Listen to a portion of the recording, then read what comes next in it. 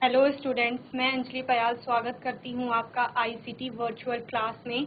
कैसे हैं आप सब लोग? उम्मीद करती हूँ आप सब लोग अच्छे होंगे और अपनी लाइफ में कुछ बहुत बेहतर कर रहे होंगे। आज हम बात कर रहे हैं क्लास 10th के साइंस की, जिसमें हम चैप्टर 3 पढ़ रहे हैं, metals and non metals. Metals and non metals में हमने बहुत सारी चीज़ों को पढ़ लिया था, जैसे कि मटेरियल क्या होता है, एलिमेंट्स आपके क्या होते हैं, उनको किस तरह से क्लासिफाई किया जाता है। मेटल्स और नॉन मेटल्स में हमने बात की थी मेटल्स के फिजिकल प्रॉपर्टीज़ की और नॉन मेटल्स की फिजिकल प्रॉपर्टीज़ की। ओके, मैंने आपको होमवर्क में भी दिया था कि आपको इन दोनों में डिफरेंसेस लिखने हैं according to their physical properties. Physical properties जो आपने पढ़ ली हैं उसके आधार पर आपको अंतर स्पष्ट करना था धातु और अधातुओं में।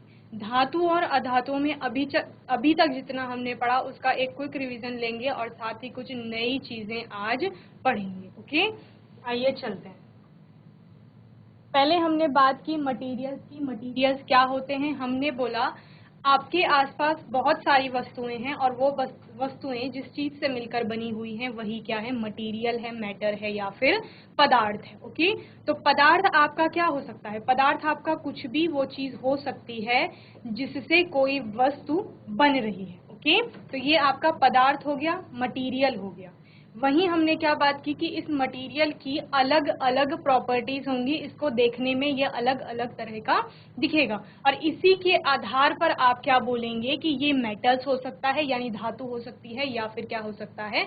अधातु हो सकती है। ओके, तो हमने क्या बोला, ऐसी प्रॉपर्टीज जब आप किसी चीज को देखते हो, किसी पदार्थ को, किसी मैटर को, मटेरियल को आप देखते हैं और वो लस्ट्रस शाइन उसमें अगर वो चमकदार है, वो लाइट को रिफ्लेक्ट कर रही है, दैट मीन्स कि वो क्या है? मेटल हो सकता है। ओके, मेटल को बताने के लिए सिर्फ एक प्रॉपर्टी काफी नहीं है कि वो चमकदार है इसलिए वो मेटल है। ठीक है, हमें सारी प्रॉपर्टीज को देखना होगा, सारी प्रॉपर्टीज को समझना होगा और उसके आधार पर आप बताएंगे कि ये कौन सी कैटेगरी में आता है, मेटल्स की या नॉन मेटल की। तो पहली प्रॉपर्टी हमने क्या कहा कि लस्ट्रस शाइन उसमें होगी यानी वो चमकदार होगी, तो वो मेटल हो सकती है।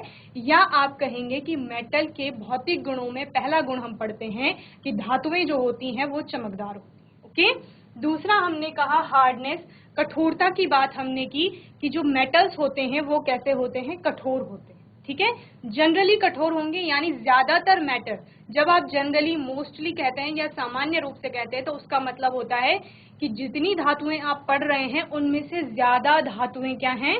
हार्ड हैं या कठोर हैं। ओके, लेकिन कुछ कुछ एग्जाम्पल इसमें ऐसे आते हैं जैसे सोडियम और पोटेशियम का एग्जाम्पल आता है, जो कि किस में आते हैं? एक्सेप्शनल केस में आते हैं और आप कहते हैं कि ये सॉफ्ट होती हैं या फिर कोमल होती हैं और इनको इजीली कट भी किया जा सकता है नाइफ की हेल्प से, चाकू की मदद से। ओके, ये दो हमारी मेटल की प्रॉपर्टीज हमने पढ़ी थी। तीसरी हमने मैलिएबिलिटी की बात की थी, जो कि क्या है? आघात वर्धता का गुण है, यानी जब धातुओं को पीटा जाएगा किसी भारी वस्तु की मदद से या आप कहेंगे हथौड़े की मदद से आप उसको पीटते हैं तो धातुएं टूटती नहीं हैं, बल्कि वो पतली पतली चादरों में कन्वर्ट हो जाती हैं, थिन शीट्स में कन्वर्ट हो जाती हैं, बदल जाती हैं और इसी को क्या कहा जाता है? मैलिएबिलिटी का गुण कहा जाता है। और आपने जैसे देखा होगा फूड वगैरह रैप करने के लिए एल्यूमिनियम फॉइल का यूज किया जाता है, तो एल्यूमिनियम आपका क्या होता है? मेटल होती है और उसकी इतनी पतली शीट बनाई जा सकती है। ठीक है, जैसे सिल्वर फॉइल हो गया, वो भी फूड के ऊपर जैसे आपका लगाया जाता है, फूड आइटम्स को थोड़ा डेकोरेशन के लिए यूज किया जाता है, डेकोरेटिव बनाने के लिए, तो वहां पर सिल्वर फॉइल का यूज किया जाता है। तो सिल्वर भी आपका क्या है? धातु में आती है और कैसी होती है? बहुत पतली शीट होती है उसकी। ओके, तो ये कौन सा गुण है? मैलिएबिलिटी का गुण है। ओके, नेक्स्ट आपका आता है डक्टिलिटी यानी तन्यता। ये कौन सी प्रॉपर्टी है? अब जो आपकी मेटल्स हैं, धातुएं हैं, उनमें एक तरह का गुण पाया जाता है, जबकि क्या होता है? उनको तारों में बदला जाता है, वायर्स में, पतली पतली वायर्स में कन्वर्ट किया जाता है, जैसे आपने इलेक्ट्रिसिटी की वायर्स देखी होंगी। ठीक है, एक तो बाहर से उनकी आउटर कोटिंग होती है उनके बाहर, लेकिन अंदर जो जिसमें इलेक्ट्रिसिटी फ्लो हो रही है वो वाली वायर आप देखेंगे वो मेटल्स की बनाई जाती है, कॉपर की, एल्यूमिनियम की बनाई जाती है। ओके, तो ये किसके कारण हो रहा है? क्योंकि उन धातुओं में तन्यता का या डक्टिलिटी का गुण पाया जा रहा है। ओके, तो कितनी प्रॉपर्टीज आपने देख ली। आपने बोला एक तो चमकदार होंगी, ठीक है, चमक होगी उनमें अपनी। दूसरा आपने क्या कहा कि वो कठोर होंगी जनरली। मैलिएबिलिटी आपने कहा यानी आघातवर्धता का गुण उनमें होगा, शीट में कन्वर्ट की जा सकती हैं। और तन्यता का गुण पाया जाता है यानी कि उनको पतली पतली तार में कन्वर्ट कर सकते हैं। ओके, सोनोरस हमने कहा कि मेटल्स क्या होती हैं, सोनोरस होती हैं यानी रिंगिंग साउंड प्रोड्यूस करती हैं, इसीलिए जो आपकी बेल्स, रिंगिंग बेल्स होती हैं, घंटियां वगैरह होती हैं, वो सारी धातु की बनाई जाती हैं। कंडक्टर्स हमने कहा कि मेटल्स क्या होते हैं, सुचालक होते हैं, किसके, विद्युत और ऊष्मा के। ओके, नेक्स्ट प्रॉपर्टी हमने कहा फिजिकल स्टेट अगर देखते हैं तो सामान्य रूप से ज्यादातर जो धातुएं होती हैं वो कैसी होती हैं, ठोस होती हैं या सॉलिड होती हैं। ओके, लेकिन इसमें मरकरी का आप एग्जांपल देखते हैं, एक एक्सेप्शनल केस देखते हैं जहां पर आप क्या पढ़ते हैं कि मरकरी सामान्य तापमान पर या रूम टेम्परेचर पर क्या होता है, लिक्विड स्टेट में या द्रव अवस्था में पाया जाता है। Okay, melting and boiling point की बात की आपने, तो मेटल्स के जो मेल्टिंग और बॉइलिंग पॉइंट होते हैं वो बहुत हाई होते हैं, यानी अगर किसी मेटल को पिघलाना है तो उसको बहुत ज्यादा टेम्परेचर देना पड़ेगा, और अगर उसको बॉईल करना है तो भी उसको बहुत ज्यादा टेम्परेचर देना पड़ेगा। ओके, और एग्जांपल्स आपने देख लिए थे, gold, aluminium, mercury, copper, iron, sodium, potassium, ये सब किसके एग्जाम्पल हैं, आपके मेटल्स के यानी धातुओं के। ओके, तो इतनी प्रॉपर्टीज धातुओं में आ गई थी। उसके बाद हमने बात की थी physical properties of non metals यानी अधातुओं की बात की थी। अधातु आपके क्या होंगी, दे ब्रेक, नॉन मैलिएबल आपने कहा। नॉन मैलिएबल का मतलब क्या है कि अभी जब आप इनको पीटेंगे, अधातुओं को पीटेंगे, ये टूट जाते हैं या फिर ये पाउडरी मास में कन्वर्ट हो जाते हैं। ओके, यानी इनका चूरा हो जाता है, इनमें ब्रिटलनेस यानी भंगुरता का गुण पाया जाता है। ठीक है, जैसे आपने पत्थर को देखा होगा, पत्थर को अगर पीटा जाएगा तो वो उस पर जैसे हथौड़े से अगर पीटा जाएगा उसको, तो उससे क्या होता है, उसका चूरा हो जाता है या फिर उसके टुकड़े हो जाते हैं, वो पाउडरी मास में कन्वर्ट हो जाता है। ठीक है, तो ये कौन सा गुण है उसका, भंगुरता का गुण। ठीक है, तो आपके अधातु क्या हो गए, भंगुर हो गए, या आप कहेंगे कि ये आघातवर्धी नहीं होते, यानी इनको पीटने पर ये शीट में कन्वर्ट नहीं होंगे, बल्कि क्या हो जाएगा, इनके टुकड़े हो जाएंगे या फिर इनका पाउडरी फॉर्म में कन्वर्जन हो जाएगा। ओके, नेक्स्ट आपने बोला नॉन सोनोरस होती है, यानी कि अगर इनमें अपनी कोई ध्वनि नहीं होती है, जो रिंगिंग साउंड की बात हम कर रहे हैं वो ये प्रोड्यूस नहीं करते। ठीक है, इनकी बहुत अलग तरह की एक साउंड आती है। पुअर कंडक्टर्स कहा हमने इनको, किसका, इलेक्ट्रिसिटी और हीट का, यानी विद्युत और ऊष्मा के, ये क्या होते हैं, सुचालक होते हैं। ओके, बैड और poor conductors of electricity and heat. और एक्सेप्शनल केस क्या देखा हमने, कार्बन, जिसमें कि ग्रेफाइट जो होता है, कार्बन की एक फॉर्म होती है ग्रेफाइट, और हमने क्या पढ़ा कि जो ग्रेफाइट होता है वो इलेक्ट्रिसिटी का बहुत अच्छा क्या होता है, कंडक्टर होता है, सुचालक होता है। और वहीं कार्बन की एक फॉर्म आती है कोल, जिसकी बात हमने क्या की कि वो क्या होता है, ऊष्मा का चालन करता है। कोयला जलता है ना, तो ऊष्मा का चालन करता है। ओके, यहाँ पर हमने हार्डनेस की बात की थी, नॉन मैलिएबिलिटी की बात की थी, तो वहां पर डायमंड हम पढ़ते हैं कि डायमंड सबसे हार्डेस्ट सब्सटेंस है नेचुरली जो अभी तक मिला है, और इसकी वजह से ये क्या है, अधातु है। हम क्या बोल रहे हैं, अधातु को पीटेंगे तो वो टूट जाएंगे, लेकिन डायमंड जो है वो टूटता नहीं है, क्योंकि वो सबसे हार्डेस्ट है, सबसे कठोरतम सब्सटेंसेस में से आता है। ओके, नेक्स्ट हमने बोला नॉन लस्ट्रस होती हैं, यानी ये चमकदार नहीं होती है, लेकिन इसमें भी आयोडीन का केस आप पढ़ते हैं अधातुओं में, जहां पर क्या होता है कि आयोडीन एक चमकदार अधातु के रूप में आप उसको पढ़ेंगे। फिजिकल स्टेट की बात करते हैं तो आपका जो अधातु होते हैं वो सॉलिड या गैसियस स्टेट में मिलते हैं आपको सामान्य रूप से, लेकिन यहाँ पर ब्रोमीन का केस आप पढ़ते हैं जो कि लिक्विड स्टेट में पाया जाता है। मेल्टिंग और बॉइलिंग पॉइंट की बात की तो इनका मेल्टिंग और बॉइलिंग पॉइंट कैसा होता है, लो होता है। हम किसकी बात कर रहे हैं, अधातुओं की बात कर रहे हैं या नॉन मेटल्स की बात कर रहे हैं। ओके, एग्जाम्पल्स आपके क्या है, carbon, hydrogen, bromine, oxygen. Okay, ये सारे किस में आते हैं, आपके नॉन मेटल्स में आते हैं। ओके, तो इतना हमने फिजिकल प्रॉपर्टीज पढ़ ली थी मेटल्स और नॉन मेटल्स की। एक दो पॉइंट्स और देख लीजिए, जहां पर कार्बन की बात की है, कार्बन आपका क्या है, एक नॉन मेटल है, या आप कहेंगे क्या है, अधातु है। ओके, अधातु है और ये अलग अलग फॉर्म्स में पाया जाता है और इन्हीं फॉर्म्स को क्या कहा जाता है, एलोट्रॉप, या आप क्या कहते हैं हिंदी में अपर रूप कहते हैं। कार्बन के अलग अलग अपर रूप पाए जाते हैं जिनमें आपका डायमंड हो गया, ग्रेफाइट हो गया, कोल हो गया, ये सारे क्या है उसके अपर रूप है, यानी फॉर्म्स हैं जिनमें वो पाया जाता है। ओके, तो ग्रेफाइट को आपने कब पढ़ा, जब हमने कहा कि कौन सी अधातु ऐसी है जिसमें इलेक्ट्रिसिटी फ्लो करती है, तो आपने कहा कार्बन है, लेकिन कार्बन का कौन सा रूप है, ग्रेफाइट है। ओके, वहीं जब आपने बोला कि सबसे हार्डेस्ट कौन सा है, तो डायमंड बोला, तो डायमंड भी क्या है, कार्बन की एक फॉर्म है।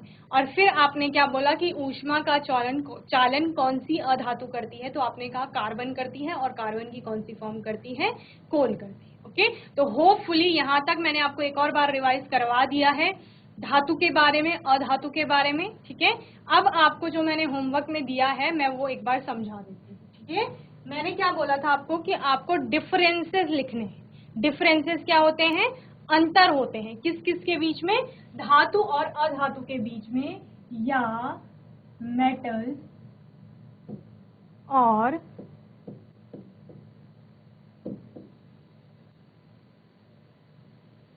नॉन मेटल्स के बीच में। ओके, जब आप अंतर स्पष्ट करते हैं तो एक साइड ऐसे दोनों को आप कॉलम में लिख लेते हैं, बीच में आप ऐसे लाइन डाल लेते हैं कि आपको एक साइड एक की प्रॉपर्टीज लिखनी होती है, दूसरी साइड दूसरी की। तो हमें किस किस के बीच, मेटल्स और नॉन मेटल्स के बीच में क्या लिखने हैं, डिफरेंसेस लिखने हैं। ओके, सबसे पहले बात करते हैं, सबसे पहले हमने चमक की बात की, तो ये कैसे होते हैं, लस्ट्रस होते हैं, कौन, मेटल। जब नॉन मेटल की बात की तो ये कैसे होते हैं, नॉन लस्ट्रस होते हैं। ओके, जनरली आपने क्या बोला, जो मेटल्स होती हैं वो क्या होती हैं, हार्ड होती है। ओके, नॉन मेटल आपके क्या हो जाएंगे, सॉफ्ट हो जाएंगे। और एक्सेप्शनल केस अगर आप लिखना चाहते हैं तो दोनों में लिख सकते हैं, यहाँ पर आपका सोडियम पोटेशियम एक्सेप्शनल केस आ जाता है हार्डनेस में, और सॉफ्टनेस में आपका डायमंड यहाँ पर क्या आ जाता है, एक्सेप्शनल केस आ जाता है। ओके, फिर आपने क्या कहा, कंडक्टर्स होंगे, ठीक है, और कैसे, गुड कंडक्टर्स। ओके, यहाँ पर आप कंडक्टेंस की बात करते हैं तो ये कैसे होंगे, बैड या पुअर कंडक्टर्स। ओके,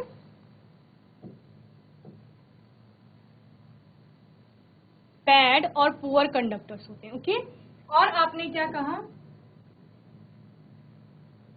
ये मैलिएबल हो, वहीं इनको क्या कहा जाता है, नॉन मैलिएबल कहा जाएगा।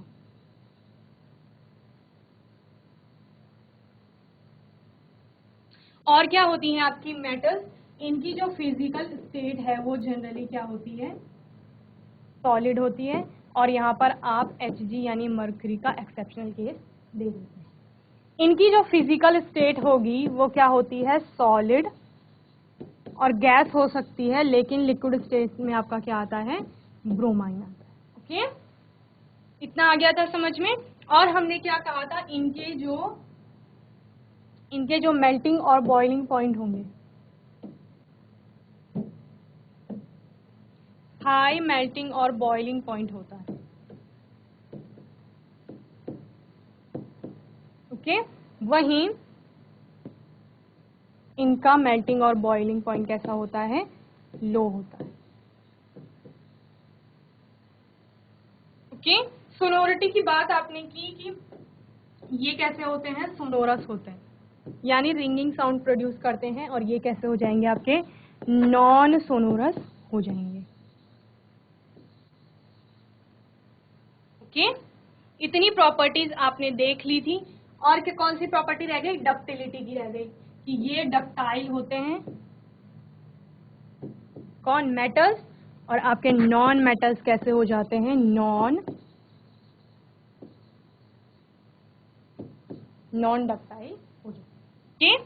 इतनी प्रॉपर्टीज आप अच्छे से इनकी लिख लेंगे दोनों में डिफरेंसेस के तौर पे, और आपको समझ में आ जाएगा दोनों में अंतर। जब आप डक्टिलिटी की बात करेंगे और मैलिएबिलिटी की बात करेंगे तो दोनों में आपका गोल्ड मोस्ट डक्टाइल और मोस्ट मैलिएबल मेटल्स में आता है। ओके, होपफुली आपको इतना समझ में आ गया होगा। जिन्होंने ये होमवर्क नोट करके लाए हैं अच्छी बात है, अगर आपने नहीं किया है तो आप जल्दी से इसको क्या कर लेंगे, नोट कर लेंगे। ओके,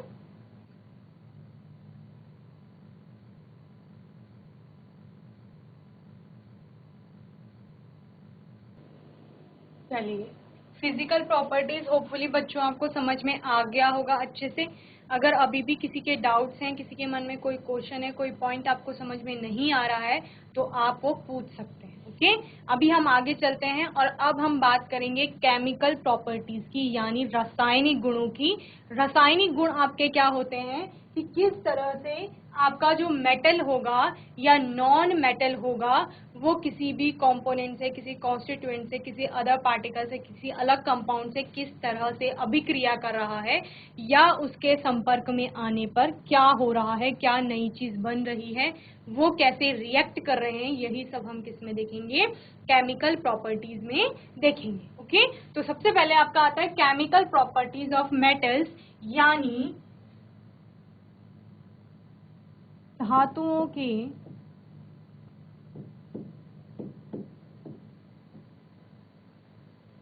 रासायनिक गुण।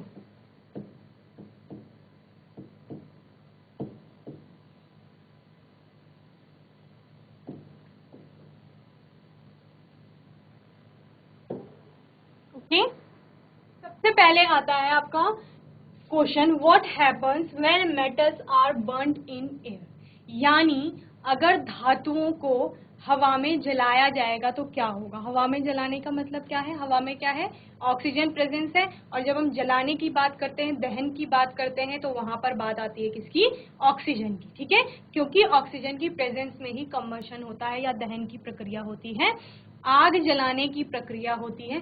जैसे आपने कभी देखा होगा कि आग जलाते हैं लोग तो क्या बोलते हैं, थोड़ा दूर दूर करके जलाओ या फिर क्या करो, हवा को आने दो। तो हवा को आने का मतलब क्या है कि ऑक्सीजन, ऑक्सीजन चाहिए आपको। ठीक है, ऑक्सीजन की ही प्रेजेंस में या जब ऑक्सीजन होगी तभी दहन की प्रक्रिया पूर्ण होती है। तो उस ऑक्सीजन के साथ आपका मेटल किस तरह से रिएक्ट करता है। ठीक है, almost all metals combine with oxygen to form metal oxides, यानी जो आपके मेटल्स हैं यानी धातुएं हैं आपकी, वो ऑक्सीजन के साथ रिएक्ट करके क्या बनाती हैं, मेटल के ऑक्साइड्स बनाती हैं। और ये आपने पहले भी पढ़ा है, जब आपने 8th क्लास में, 9th क्लास में मेटल्स के बारे में पढ़ा होगा, तो वहां पर आप क्या पढ़ते हैं कि जो आपके मेटल के ऑक्साइड होते हैं वो कैसे होते हैं, बेसिक होते हैं नेचर में, यानी क्षारीय होते हैं। ठीक है, एल्कलाइन या बेसिक जिन्हें आप कहते हैं। ओके, कुछ एग्जाम्पल्स देखते हैं। ये आपकी जनरल रिएक्शन हो गई, इसको आपको ध्यान में रखना है कि जब भी मेटल आपकी यानी धातु आपकी ऑक्सीजन से अभिक्रिया करेगी तो मेटल का ऑक्साइड बनाएगा और ये बेसिक यानी क्षारीय होगा। ठीक है, प्रकृति में। For example, when copper is heated in air, it combines with oxygen to form copper second oxide, a black oxide. ठीक है, कॉपर आपकी क्या है, एक धातु है। ठीक है, धातु क्या कर रही है, ऑक्सीजन से रिएक्ट कर रही है और क्या बना रही है, कॉपर का सेकेंड ऑक्साइड, कॉपर सेकेंड का ऑक्साइड बना रही है, जो कि क्या बोल रहे हैं, ब्लैक ऑक्साइड है एक। ओके, तो इसको जल्दी से नोट कर लीजिए, आपको समझ में आ गया होगा। यानी जब भी पूछा जाएगा कि मेटल ऑक्सीजन के साथ कैसे रिएक्ट कर रहा है तो आप बताएंगे मेटल ऑक्सीजन के साथ कंबाइन होकर या ऑक्सीजन के साथ अभिक्रिया करके क्या बनाता है, मेटल का ऑक्साइड बनाता है, या आप इसे क्या बोलते हैं, धातु ऑक्साइड भी कहते हैं। ठीक है, धातु ऑक्साइड बनाएगा और ये धातु ऑक्साइड कैसे होंगे, नेचर में बेसिक होंगे या फिर क्षारीय प्रकृति के होंगे। और एसिड, बेस और सॉल्ट में आपने पढ़ा है कि क्षार क्या होते हैं। ओके, तो आप जल्दी से इसको नोट कर लीजिए एक बार, फिर हम आगे देखते हैं। Okay,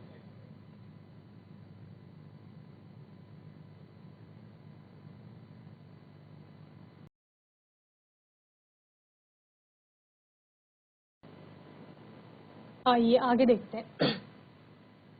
similarly aluminium forms aluminium oxide. जैसे हमने कॉपर की बात की कि कॉपर जब ऑक्सीजन के साथ कंबाइन होगा या रिएक्ट करेगा तो क्या बनाएगा, कॉपर का ऑक्साइड बनाएगा। ठीक है, और वैसे ही जब एल्यूमिनियम आपका क्या होता है, ऑक्सीजन के साथ रिएक्ट करता है, अभिक्रिया करता है, तो क्या बनाता है, एल्यूमिनियम का ऑक्साइड बनाता है।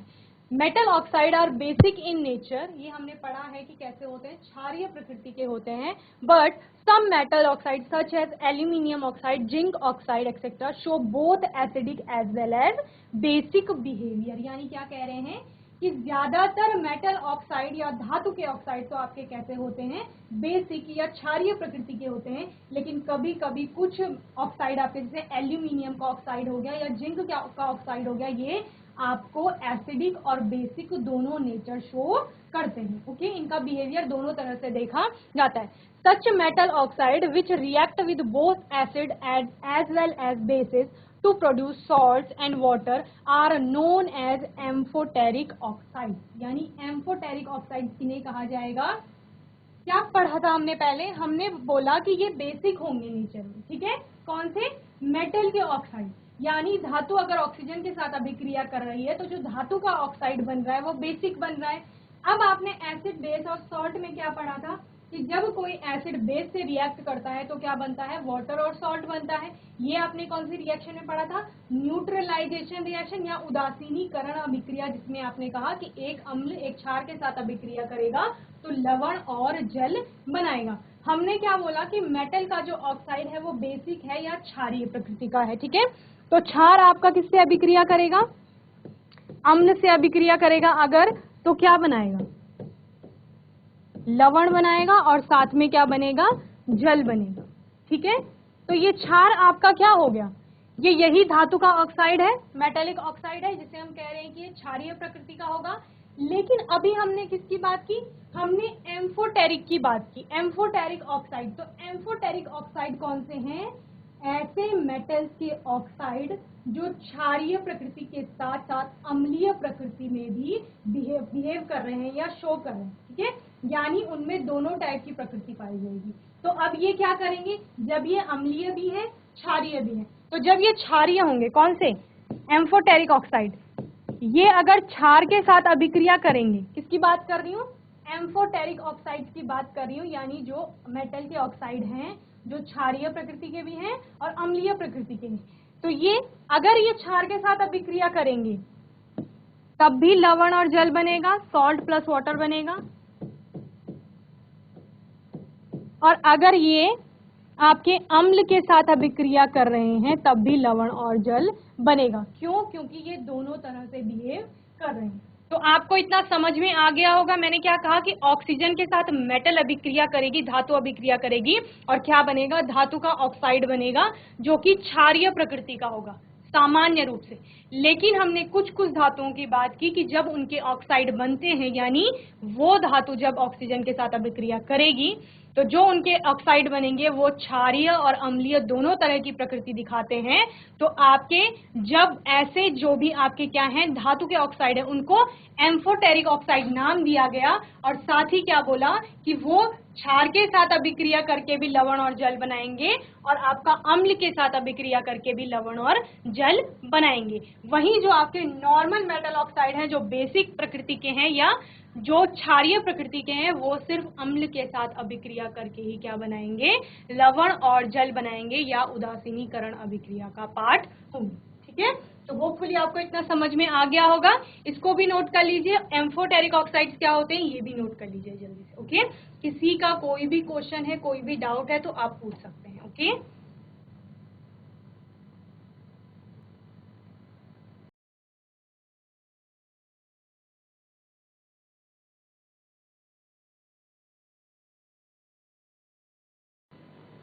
GIC गैंड खाल, आपको आवाज आ रही है, हैंड रेज करिए बच्चों.